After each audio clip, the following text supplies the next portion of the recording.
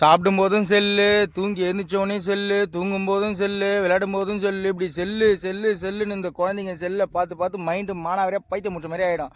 அதனால ஒரு நல்ல ரிலாக்ஸேஷன் வேணும்னா நான் ஒரு இடம் கூட்டு போறோம். நம்ம சென்னை ராயபுரம் கல்மண்டபம் போலீஸ் ஸ்டேஷன் ஆப்போசிட்ல ஒரு KFC பில்டிங் இருக்கும். அந்த பில்டிங்க்கு பேக் சைடு பில்டிங்ல கிகிள்ஸ்ங்க குழந்தைகளுக்காகவே உருவாக்கப்பட்டிருக்கிறது. வேற லெவல்ல இருக்குது தலைவா. ஒரு மால் மாதிரி உள்ள செட்டப் பண்ணி வச்சிருக்காங்க. பசங்க ரொம்ப என்ஜாய் பண்ணுவாங்க. ஃபர்ஸ்ட் மாதிரி வெளியெல்லாம் கூட்டு போயிட்டு பார்க்கலாம் அங்கங்கன்னு குழந்தைங்கள போயிட்டு பீஸ்ஃபுல்லா விளையாட முடியல. ஏன்னா பசங்க நம்ம செல்ல குட்டிங்க சரடு நகை அர்த்தம் ஓடி, அதனால இங்க வந்து குழந்தைங்களை விளையாட விட்டா கொஞ்சம் நம்ம சேஃபா இருக்கலாம். அதே மாதிரி எங்க விழுந்தாலும் கீழே ஒன்னும் ஆகாது தலைவா. ஏன்னா அங்க பொத்துன்னு ஊந்துங்க இருந்தா எதுவுமே வலிக்கல, எதுவும் ஆகல. எங்க பார்த்தாலும் ஸ்பான்ச் தான். மேல மொட்டை மாடி மாதிரி செட் பண்ணி வச்சிருக்காங்க.